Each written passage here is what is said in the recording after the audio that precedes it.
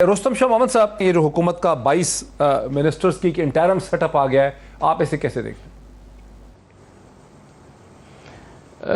میرے خیال میں یہ اس میں تبدیلی آئے گی وقت گزرنے کے ساتھ ساتھ۔ یہ انہوں نے ذرا دباؤ میں آ کے فیصلہ کیا ہے، کیونکہ سب لوگ یہی کہہ رہے تھے کہ طالبان کی کابینہ کیوں اناؤنس نہیں ہو رہی، اس میں کیا پرابلم ہے، کیا ہارڈلز ہیں، کیا آبسٹیکلز ہیں۔ تو انہوں نے جلدی سے ایک میٹنگ بلا کے یہ فیصلہ کر دیا۔ اس میں ایک کمی تو واضح طور پر ہمیں نظر آتی ہے، وہ یہ ہے کہ طالبان کے علاوہ اس میں کسی اور فیکشن کا، کسی اور ایتھنک گروپ کے لوگ شامل نہیں ہیں۔ حالانکہ انہوں نے وعدہ کیا ہے کہ حکومت انکلوزیو ہوگی اور براڈ بیس ہوگی، ملٹی ایتھنک ہوگی، تو وہ ابھی تک نہیں ہو سکتا ہے۔ ان کے لیے کچھ اسامیاں انہوں نے رکھ دی ہوں اور بعد میں ان کو انڈکٹ کیا جانا ہو، تو یہ ایک پرابلم ہے امیڈیٹلی۔ دوسرا مسئلہ یہ ہے کہ ہیبت اللہ خونزادہ کے بارے میں کوئی واضح اعلان سامنے نہیں آ رہا کہ وہ کہاں پر ہیں، اور آیا وہی جو ہیں وہ سپریم لیڈر ہوں گے، گائیڈنس دیں گے، شورا کو بھی گائیڈنس دیں گے، کابینہ کو بھی گائیڈنس دیں گے، اور ان کی ایڈوائس جو ہے وہ حتمی ہوگی۔ اس بارے میں کوئی ایمبیگویٹی زیادہ پائی جاتی ہے، کچھ کلیئر سٹانس نہیں ہے، اور طرح طرح کی افواہیں گردش کر رہی ہیں۔ تو اس کو میں سمجھتا ہوں کہ طالبان کو چاہیے کہ اس پوزیشن کو جلدی واضح کر لیں کہ ہیبت اللہ خونزادہ کی کیا پوزیشن ہے، کہاں پر ہیں، آیا وہ قندھار میں رہیں گے یا کبھی کبھی کابل بھی آئیں گے، یا جیسے ملا محمد عمر صاحب جو ہیں وہ 5 سال 6 سال پورے قندھار ہی میں رہے، وہیں سے ساری موومنٹ کو جو ہے وہ کنٹرول کرتے رہے، گائیڈ کرتے رہے۔ تو یہ ایک دوسرا مسئلہ ہے۔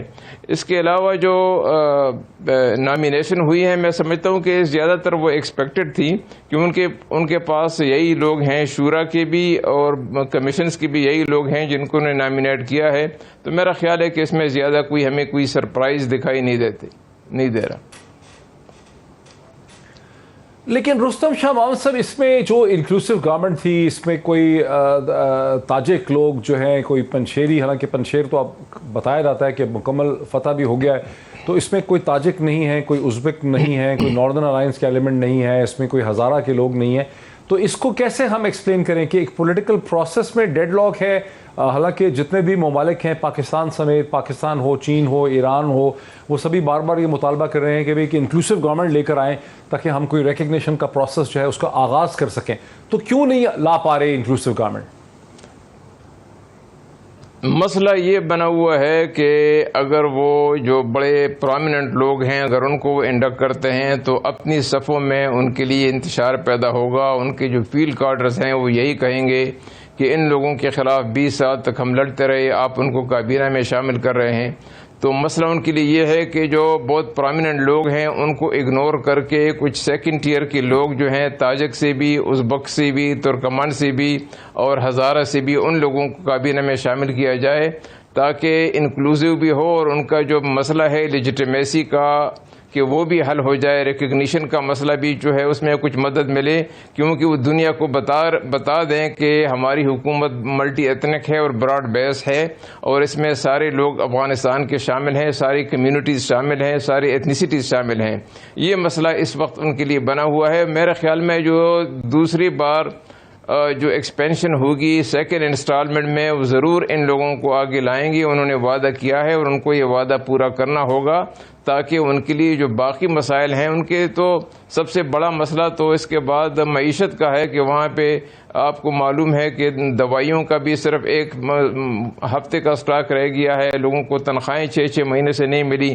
تو ان سے اگر ان کو نمٹنا ہے تو کابینہ کو انہوں نے براڈ بیس بنانا ہوگا تاکہ ہر جگہ لوگ، کابینہ کے وزراء جا کے لوگوں کو بتا سکیں کہ حکومت کے لیے کیا مشکلات ہیں اور حکومت کیسے ان پہ قابو پا رہی ہے، اور حکومت کیسے ریجنل کنٹریز کے ساتھ مل کے جو مشکلات ہیں معیشت کی، ان کو کیسے اوور کم کرنے کی کوشش کر رہی ہے۔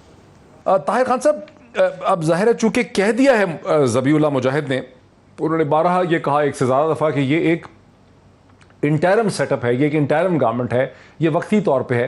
تو میرا پہلا سوال ہے کہ، اور پھر دوسری بات جیسے رستم شاہ محمد صاحب نے کہا کہ ظاہر ہے انکلوسیو بنانا ہوگا، بنا پا نہیں رہے ہیں، تو کتنی دیر لگے گی اس انٹرم گورنمنٹ کو ایک انکلوسیو گورنمنٹ میں بدلتے ہوئے، اور وہ آپ کا کیا اندازہ ہے کہ یہ انٹرم گورنمنٹ پاکستان کی طرح ایکسپینڈ ہو کے 50 55 60 لوگوں پہ بن جائے گی، full minister, deputy minister, state minister, یا اس میں چینج ہو جائے گی، یہ 22 23 ہی رہے گی اور اس میں اور لوگ آ جائیں گے؟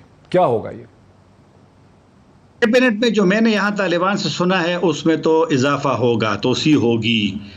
پہلے جو ان کی ایک مفاہمت تھی طالبان کی یہاں پہ کہ جو شورا کے اراکین ہیں، رہبری شورا کے جو اس وقت 26 ہے، وہ ان کو شامل جائے گا، لیکن اس میں کچھ لوگ ذرا ضعیف تھے، اور بلکہ جو ابھی اس میں ایک وزیر بن گئے ہیں مولوی نور محمد ثاقب، جو ہے یہ سابق چیف جسٹس ہے طالبان کی پچھلی حکومت میں، اس کے بارے میں نے سنا تھا کہ یہ بھی بیمار ہے، شاید یہ بھی اس کا ممبر نہ ہو، لیکن اس کو بنایا گیا ہے. تو اور کچھ لوگ ہیں جو بیمار ہیں.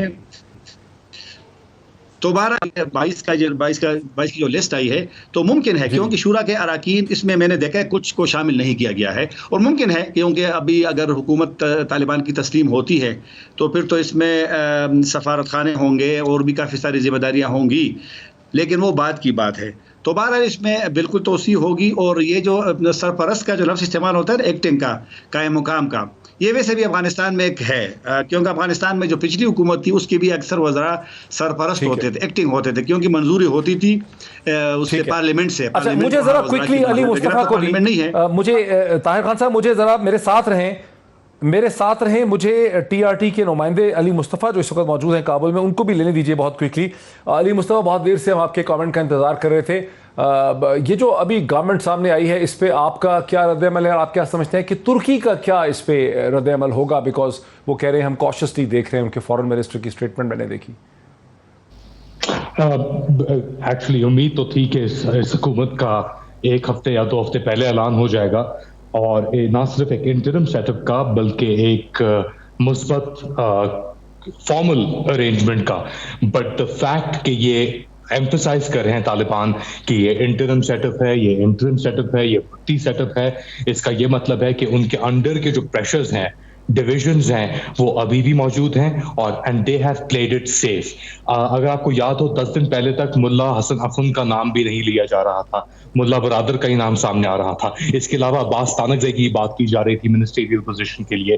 ذبیح اللہ مجاہد is no longer he's a deputy minister in the setup. خیر خواج صاحب جو ہیں وہ انفارمیشن منسٹر ہیں. اسی طریقے سے Mullah Baradar is a deputy head of the cabinet. Akhund sahib is there. The only consistency جو صرف نام ابھی تک کنسسٹنٹ رہا ہے وہ رہا ہے سراج الدین حقانی کا. پہلے بھی ان کا نام انٹیریئر منسٹری کے لیے لیا جا رہا تھا اور اب بھی لیا جا رہا ہے. اس کا مطلب یہ ہے کہ Taliban have played it safe. وہ یہ چاہ رہے ہیں کہ یہ جو ان کے اوپر ایک بوجھ تھا گورنمنٹ کا، اس کو اپنے سر سے اور اپنے کندھوں سے ہٹائیں، ایک انٹرم سیٹ اپ پیش کریں، اور پھر جو چینجز ہوں گی، جو فائن ٹیوننگ ہوگی، وہ آہستہ آہستہ کرتے رہیں گے. مگر یہ بہت بڑا ایک ان کے لیے اسٹیپ تھا کیونکہ پریشر بہت ہے ان کے اوپر گورنمنٹ ASAP اناؤنس کرنے کا.